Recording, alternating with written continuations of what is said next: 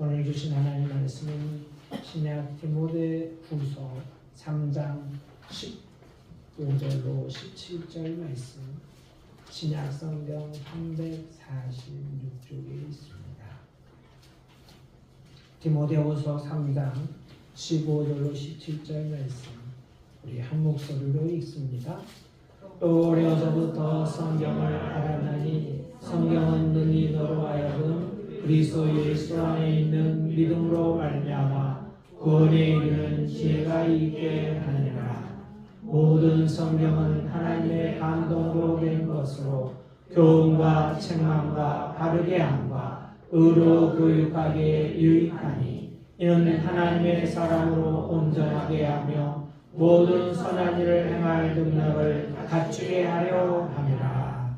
아멘. 지난주에 제가 어떤 설교를 했는지 기억을 잘 못하시겠죠? 한번 생각을 해보십시오. 제가 지난주에 3가지 말씀을 드렸어요. 우리가 하나님의 사람으로서 변화되어야 할 것들, 변화시켜야 할 것들에 대해 말씀을 드렸어요. 첫째 뭘까요? 네? 언어, 말이라고 했습니다. 어떻게 한 주 동안 말이었다 이겁니다. 은혜 끼치는 말이 되었습니까? 두 번째는 뭐라고 그랬죠? 네, 분노. 우리가 화를 내는 것도 하나님의 일을 이루지 못하지만 더 중요한 것은 그 분노를 어떻게 해결할 거냐, 풀어낼 거냐. 그게 더 중요하다고 말씀을 드렸어요. 성경은 분명히 말했습니다. 해가 지기 전에 분노를 풀어라. 그렇지 않으면 뭐가 틈탄다고요? 마귀가 틈타는 거예요. 그래서 우리말로 호미로 막을 거, 가래로 못 막게 되는 일들이 우리 안에 분명히 여러분 매일 여러분의 분노가 일어나잖아요. 해가 지기 전에 해소를 하세요. 그 분노를 안고 살지 마세요. 세 번째는 뭘 말씀드렸죠? 도둑질 하지 말라고 했죠. 도둑질을 끊으라. 그보다 내가 강조했던 말씀 뭐예요? 선한 일을 해서 남을 돕는 일을 해라. 돕는 일을 해라. 굳이 하는 거, 그것이 하나님의 사람이 해야 할 일이다. 이렇게 말씀을 드렸습니다. 오늘은 성경에 대해서 함께 나누려고 합니다. 교회를 다니면서 성경에 관심이 있는 분이라면 성경이 몇 권인 줄 다 알아요. 자, 성경은 몇 권으로 되어 있죠? 66권으로 되어 있습니다. 구약은 39권, 신약은 27권. 구구단을 외우면 됩니다. 상구 27. 그럼 66권이 되지요. 성경은 약 40명의 저자가 기원전 1400년경부터 기원후 100년까지 1500년 동안 기록한 책입니다. 학자들에 의하면 가장 먼저 기록된 책은 욥기나 창세기일 것이고 가장 최근에 기록된 책은 요한계시록이라고 말합니다. 성경은 두 개의 약으로 기록되어 있죠. 구약과 신약이에요. 이 약은 우리의 영혼을 치료하는 치료제예요. 그래서 우리를 구원하는 책이 바로 성경입니다. 구약은 오실 예수님, 아직 예수님 오시지 않았는데 앞으로 예수님 오실 것이다. 이렇게 우리에게 알려주고 있고, 신약은 이 땅에 예수님이 오셨다. 그리고 하나님 나라로 가셨는데 다시 오실 것이다. 이것을 이야기해 주고 있습니다. 성경은 참 놀라운 책입니다. 1500년 동안에 40여 명의 저자가 다양한 지역에서 다양한 직업을 가진 사람들이 기록했는데 일관된 주제를 가지고 있어요. 제가 말했듯이 예수 그리스도를 이야기하고 말하고 있다는 거예요. 근데 이게 가능한 건가? 네, 사람으로는 불가능하지만 이게 가능할 수 있었던 것은 오늘 본문 16절에 이렇게 이야기합니다. 모든 성경은 하나님의 감동으로 된 것입니다. 그러니까 40명의 저자가 전혀 다른 지역과 시대가 다르었지만 성령께서 감동하심으로 썼기 때문에 이게 일관된 주제로 하나의 이야기를 하고 있다. 그리고 그 이야기 중심이 예수 그리스도고, 그리고 예수를 믿으면 구원을 받는다. 이것을 계속해서 우리에게 이야기하고 있어요. 예수 믿으면 구원을 받는다. 그리고 이것을 우리가 복음이라고 부르지요. 성경은 하나님의 영으로 감동된 자들이 썼기 때문에 일관된 주제를 가지고 있고 정확무오하다고 말합니다. 물론 성경이 정확무오한 것에 대한 반론과 반격이 있어요.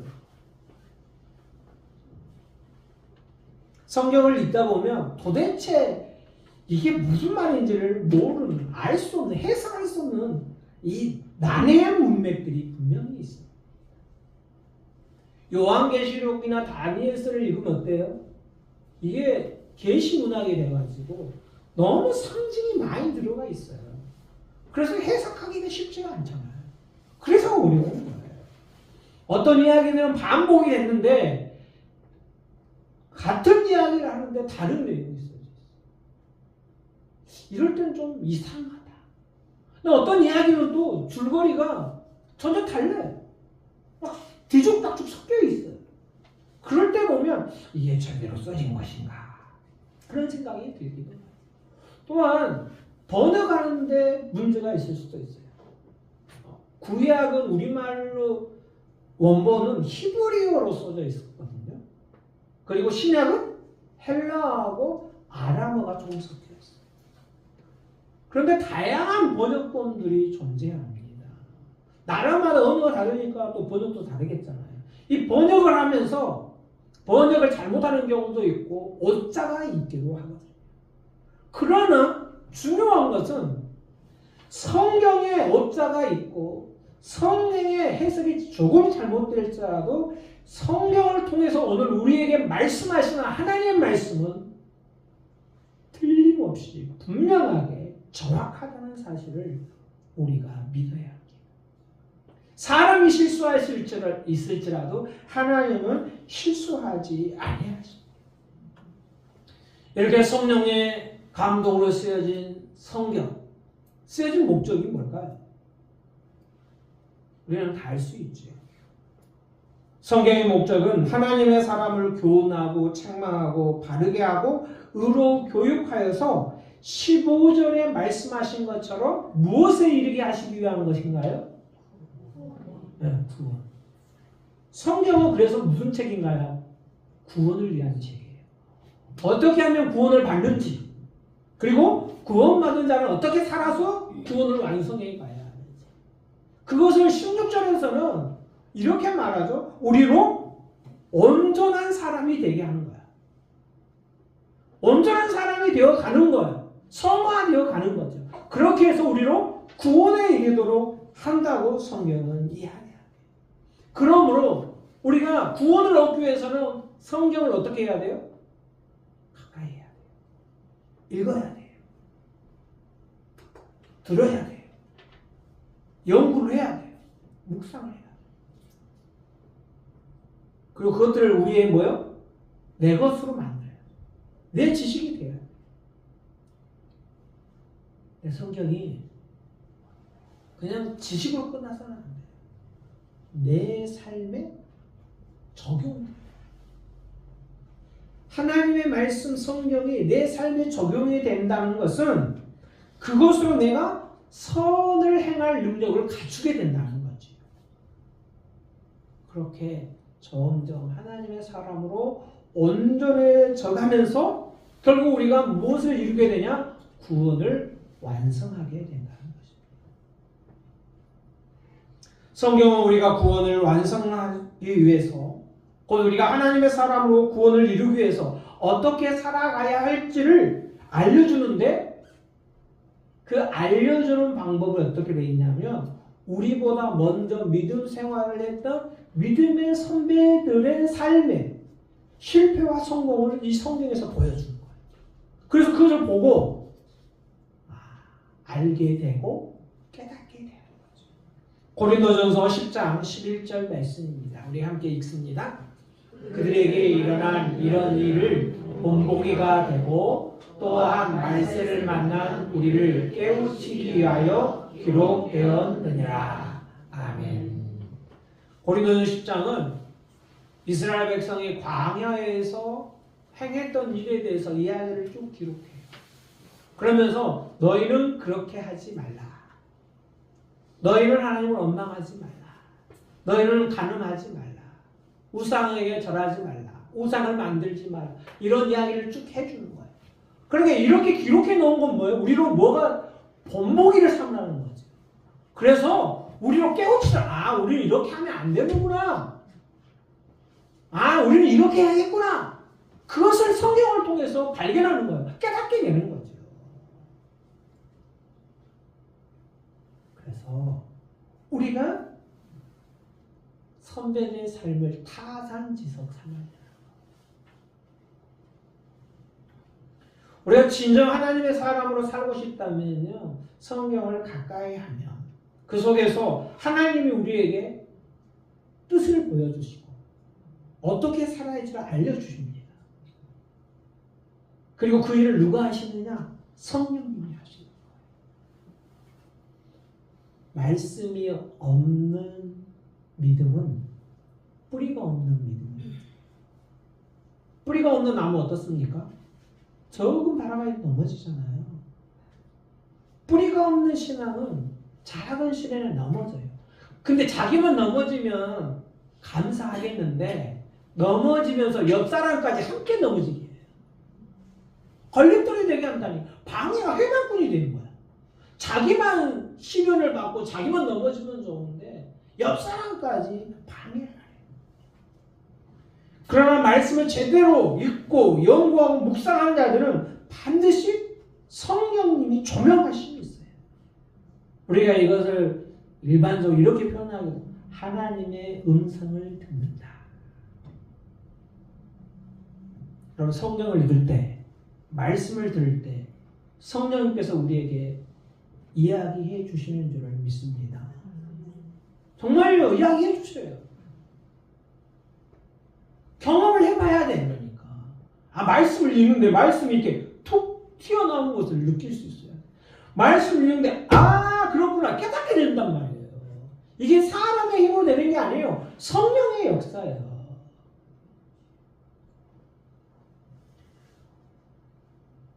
성경은 우리로 깨닫게 하고 우리의 삶의 방향을 우리가 어디로 가야 할지를 보여줍니다. 시편 119편 105절 우리 읽습니다. 주의 말씀은 내 발의 등이요 내 길의 빛이니라. 아멘. 하나님의 말씀은 내 발의 등이에요. 내가 어디로 가야 할지 어디로 캄캄할지 어디로 가야 할지 모르는데 등이 되어 빛이 되어 내 길을 환하게 비추겠다. 이리 가면 되겠구나. 우리 삶의 방향을 보여준다. 우리 인생의 문제가 꼬이고 꼬여서 풀 수 없을 때 하나님의 말씀을 읽는 중에 하나님이 그래 이게 답이구나 라고 들려주신단 말이에요. 우리를 인도해 주신단 말이에요. 오늘 여러분의 인생에 문제가 있습니까? 말씀을 읽으십시오. 기도하면서 읽으십시오. 성령님께서 여러분에게 반드시 말씀해 주실 줄 믿습니다. 이것을 경험해봐야 성경 읽는 재미가 있는 거예요. 말씀이 꿀송이보다 더 달게 느껴지는 이런 체험들이 우리에게 있어야 돼요. 평생 성경을 읽어도 읽을 때마다 힘들어. 이러면 어떻게 성경을 읽어요? 성경을 읽을 때마다 막 성령께서 내게 말씀해 주시고 내 인생의 답을 보여주시고 꿀송이보다 더 달게 느껴지고 막 이래야 성경을 읽을 맛이 나죠.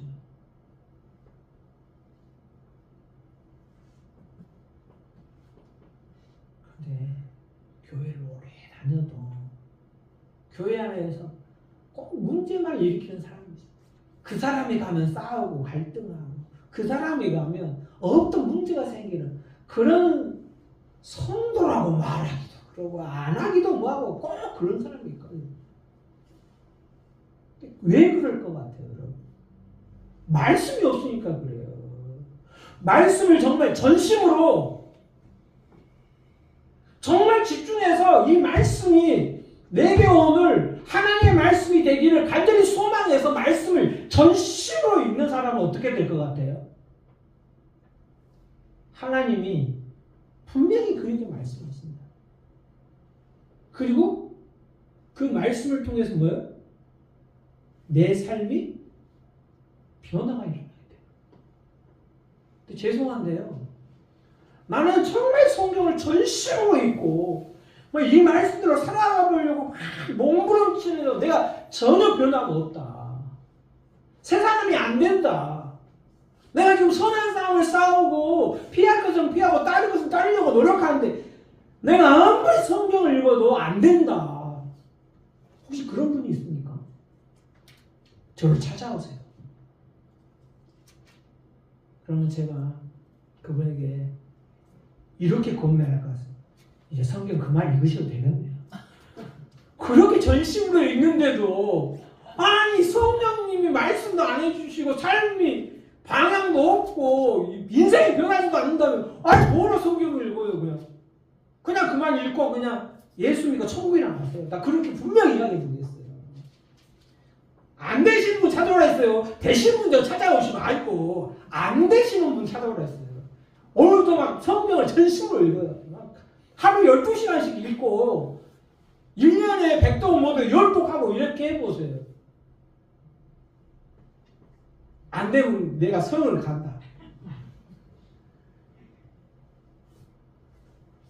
우리가 성경을 너무 가까이 안 하는 게 문제지. 너무 가까이 안 해서 문제 생기는 하나도 없을 거예요. 아니 문제가 성경을 통해서 해결되는 놀라운 역사를 우리가 경험하게 될 줄을 믿습니다. 우리는 성경을 가까이 해야 돼요. 하나님 말씀이 성경을 가까이 해서 문제가 생기는 일은 없습니다. 아니 문제가 생기더라도 하나님은 그에게 분명히 답을 주시고 해결해 주실 줄을 믿습니다. 여러분 자녀에게 성경을 읽게 하세요. 저는 수많은 간증을 들었어요. 여러분도 간증 들어보셨죠? 말씀을 암송하고 성경을 계속 읽게 했더니 자녀가 변화되고 달라졌다는 거예요. 그게 사람이 변화시킨 건가요? 아닙니다. 하나님이 변화시키신 거예요. 말씀의 역사가 있는 거예요. 말씀을 가까이 하는 자는 풍성한 삶을 누리게 되었어요. 여러분의 인생이 지금 곤비하고 피곤하고 가난합니까? 하나님의 말씀을 가까이 하십시오. 전심으로 하나님의 말씀을 속되게 표현 죽도록 성경을 가까이 하십시오.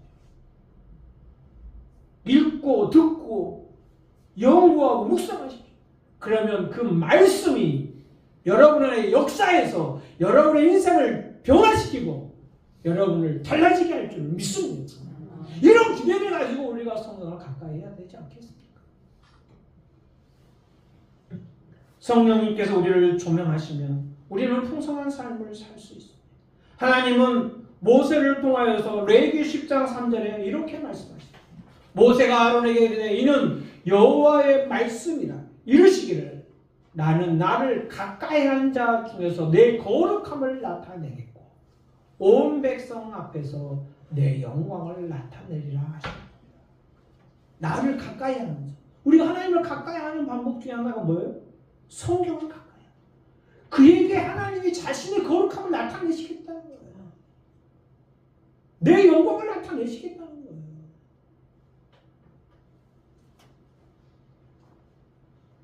그럼 우리가 성경을 더 가까이 하기를 이전보다 더 소중하게 생각하고 성경을 하나님의 말씀을 가볍게 여기지 않는 저와 여러분이 되고요. 소돔과 고모라 성이 의인 10명이 없어 멸망하게 그 죄가 많아서 멸망한 성이 아니에요. 의인 10명이 없어 멸망한 거예요. 하나님의 사자들이 소돔과 고모라 성에 찾아왔어요. 그래서 롯이 그 천사들을 잘 대접했어요. 그랬더니 사자들이 롯에게 이야기야. 하나님께서 이 성을 불로 멸망시키기로 하니까 빨리 이 성을 떠나라. 알릴 사람 있으면 알리라고 다 이야기해요. 그래서 롯에게는 딸이 둘이 있었습니다. 결혼할 에비사이드를 찾아가가지고 이렇게 말하죠. 하나님께서 이 성을 불로 멸망시키려고 한다. 자, 떠나자. 그랬더니 이 사이들이 롯의 이야기를 농담으로 여겼다. 가볍게 그냥 위틀. 그런 일이 있었겠어요. 장난했어요. 뭐 이렇게 생각했다는 거죠. 그들이 하나님의 말씀을 가볍게 여겨서 또 어떻게 되었습니까? 결국 그 성과 함께 멸망을 하게 되었다는 거지. 하나님 말씀이 기록된 성경을 귀중히 여기십시오. 우리가 가진 성경책을 소중하게 여기라는 말씀은 그것을 어디 옛날에 신주단주 아세요? 나 그거 잘 모르는데 아주 귀하게 여겨가지고 잘 보관해 놓잖아요. 여러분 집에 황금 개구리 있죠. 어디 잘 보관해놨죠. 요즘은 누가 집에다 보관하나 은행에다 보관하지. 집에 보관해서 빨리 은행으로 옮기세요. 잘 보관해놓는다. 근데 우리가 하나님 말씀을 귀중히 여긴다는 거, 이거 귀중히 여긴다는 거, 이거 잘 보관해 놓는 게 아니에요. 그것을 어떻게 하는 게 귀중히 여기는 거예요? 여러분 답을 다 알고 있어요. 손에 들고 펼쳐서 읽고, 아 이건 이렇구나, 이건 저렇구나, 연구하고, 아 이렇게 살아야 되는구나, 이렇게 묵상하고, 이게 귀중히 여기는 거예요. 우리가 정말 성경을 귀중하게 여긴다면 귀하게 여겨서 그것들을 묵상하고 연구하고 읽고 해야 되는 거죠. 이게 정말 귀하게 여기는, 잘 보관하는 거예요.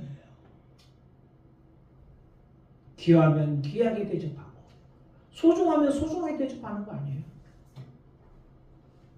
여러분이 자녀를 얼마나 귀하게 여겨요? 제가 제 할머니 이야기 해드렸죠. 아버지가 군대를 갔어요. 할머니는 교회도 안 다니는데 아들이 군대 가서 전역하기를 바라는 마음에 그 할머니가 교회도 안 다니시고 주일마다 가가지고 헌금 봉투에 주일헌금 넣어가지고 교회에다가 드리는 거예요. 믿음이 있어서 그렇게 한 게 아니에요. 뭘 위해서 그렇게 하는 거예요? 내 아들이 군생활 잘 마치고 집에 오기를 바라는 마음에서 그렇게 한 거라는 거예요. 우리 할머니가 잘했나 봐요. 그래서 우리 아버지가 저녁을 건강하게 하셨어. 자녀가 귀하니까 어떻게 해서든지 그 아들을 건강하게 전역하기를 바라는 마음은 그렇게 합니다. 이게 어미예요. 오늘 여러분 자녀도 마찬가지잖아요. 여러분 자녀들이 멀리 있고 타지에 있으면 어떻게 해요? 기도를 더 많이 해야 돼. 물론 옆에 있다고 여러분이 지키고 여러분이 보호한다고 여러분이 힘을 대는 일 아니야. 그러나 우리가 할 수 없기 때문에 어떻게 하는 거야? 하나님께 맡기고 하나님 불쌍히 여겨주시라고, 혹시 어려운 일을 만나도 피하기를 주시고 정말 무서운 일을 만나도 극복할 능력을 주시고 그러라고 우리가 기도하는 거잖아요. 왜? 우리 자녀는 우리에게 소중하기 때문에. 그래서 기도하는 거잖아요. 귀한 만큼 뭐예요? 우리가 더 하나님께 간구하고 기도하는 거잖아요. 새벽을 깨워서 기도하고 시간을 정해서 기도하고 하나님 그 자녀를 도와주시라고 선한 길로 인도. 그만큼 자녀가 소중하기 때문에. 사랑하는 여러분, 그렇다면 우리가 하나님의 말씀을 소중하다면 소중하게 생각하는 만큼 귀하게 여겨야 돼. 예수님도 하나님의 말씀을 귀하게 여기라고 우리에게 말씀하십니다. 하나님의 말씀은 1점이라도 모두 이루어지기 전에 떨어지지 아니할 것이라고 말씀하십니다. 소중하게 여기는 마음, 그것을 위해서 이제 우리는 성경을 가까이 하기 시작해요. 성경을 가까이 하서 성경을 읽고 암송하고 연구하고 묵상해야 합니다.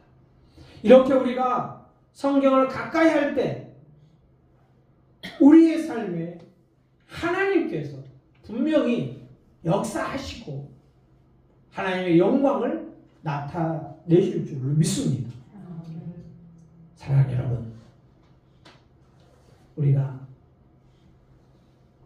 선한 일을 행할 능력을 갖추고 하나님의 사람으로 온전해지는 이 과정으로 나아가면서 하나님께서 우리 삶 가운데 복을 주시기를 원합니다. 성경을 가까이 하며 여러분에게 복이 되시기를 주님의 이름으로 축복합니다. 아멘.